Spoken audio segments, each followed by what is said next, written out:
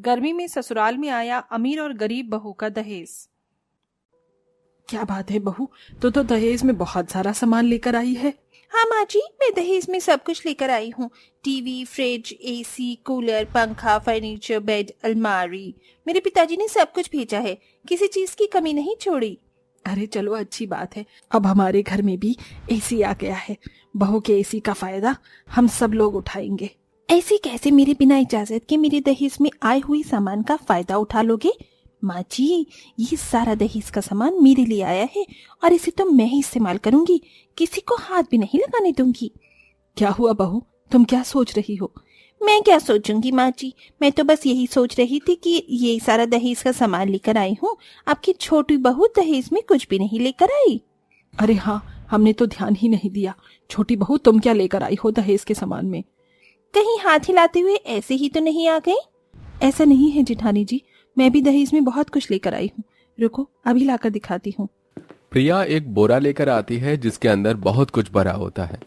वो उस पूरे बोरे को परिवार के सभी सदस्यों के सामने खाली कर देती है। उसके अंदर से हरी भरी सब्जियां, तरबूज, कद्दू, सीताफल, ये सब निकलता है। अरे अरे, ये क्या, तुम ये सारा सामान अपने दहेज में लेकर आई हो? ऐसा लग रहा है जैसे इसके मायके वालों ने इसके साथ पूरी सब्जी मंडी ही बांधी हो। चलो अच्छा है, 1 से 2 हफ्ते का खर्चा पानी तो बच ही जाएगा, लेकिन मेरे मुकाबले तो ये सब कुछ भी नहीं है। मात्र 600 या 700 रुपए का सामान है। बड़ी बहू, ऐसे किसी का अपमान नहीं करते। छोटी बहू जो भी कुछ लेकर आई है वो सब भी अच्छा है। ये सब हमारे खाने पीने के काम तो आएगा। ससुर जी, अब आप ही बताइए, ये खाने पीने का सामान कितने दिन चलेगा? हफ्ता या 2 हफ्ता? लेकिन मेरा लाया हुआ फर्नीचर, फ्रिज, कूलर, एसी, ये सारा सामान कई सालों तक चलेगा और कई लाख रुपए का जो है। भाभी बिल्कुल सही कह रही है पिताजी, देखो ना इनके दहेज में क्या कुछ नहीं आया और छोटी भाभी तो बस रीते हाथ ही आ गई। अरे कुछ तो लेकर आना चाहिए था दहेज के सामान में, ये सब्जियों को छोड़कर। हाँ हाँ निशा, तूने बिल्कुल सही कहा। गांव के लोगों में इतनी समझ कहाँ होती है। अगर होती तो इतना सारा सामान इसके माता पिता भी दे ही देते, पर ये तो गरीब है, इनसे तो ये भी नहीं होता। शकुंतला का कहा प्रिया को बहुत बुरा लगता है। देखो, बहुत थकावट हो रही है, शादी में तो वैसे ही बहुत ज्यादा थकावट हो ही जाती है। मुझे ये बता दो कि मेरा कमरा कहाँ है? अरे हाँ, क्यों नहीं। निशा, अपनी भाभी को उसके कमरे में लेकर जाओ। और सुनो प्रिया, तुम्हारा कमरा वो आगे से उल्टे हाथ पर है। ठीक है माँ जी, पहले आप मुझे रसोई बता दीजिए, मैं ये सारे सब्जी का सामान रख कर फिर अपने कमरे में चली जाऊंगी। शकुंतला उसे रसोई भी दिखा देती है।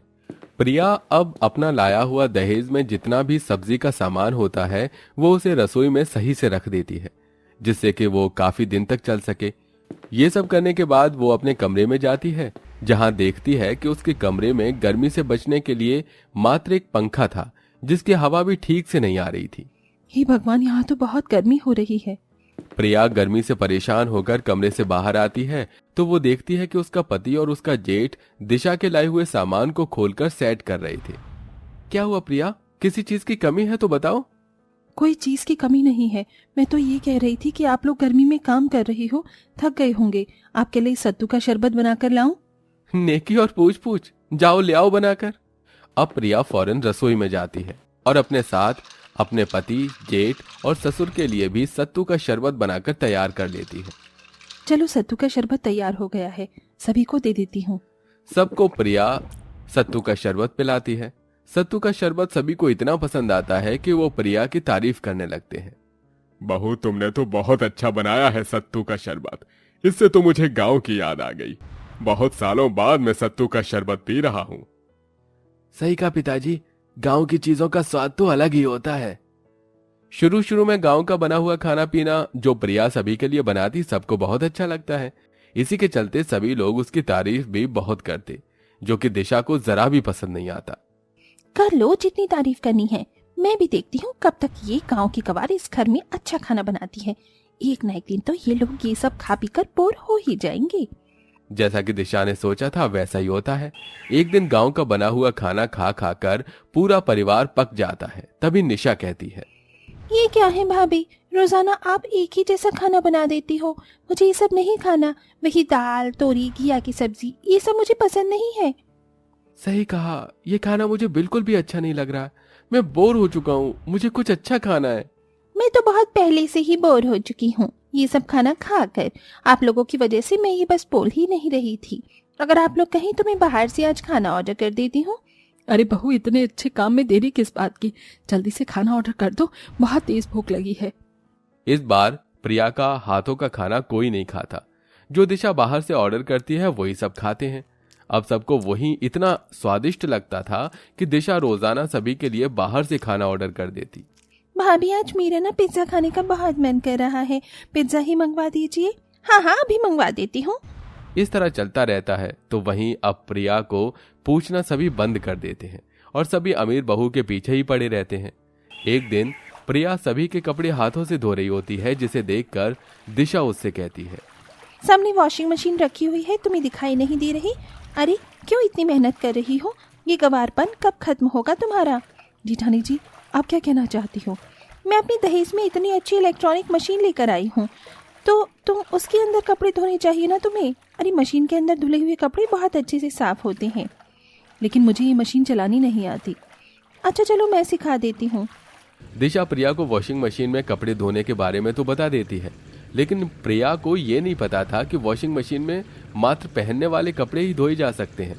प्रिया वॉशिंग मशीन के अंदर घर के झूठे बर्तन भी धोने लगती है, जिससे वॉशिंग मशीन बहुत तेज आवाज करने लगती है। इसी के चलते घर के सभी लोग प्रिया के पास आते हैं। हे भगवान, देवरानी जी, तुमने ये क्या कर दिया? मेरे दहेज में आई हुई वॉशिंग मशीन तुमने खराब कर दी। अरे इस गवार को कुछ नहीं हो सकता। गांव की अनपढ़ जाहिल गवार कहीं की, तुझे कुछ भी नहीं आता। किसने कहा था तुझे घर के बर्तन वॉशिंग मशीन में डालने के लिए?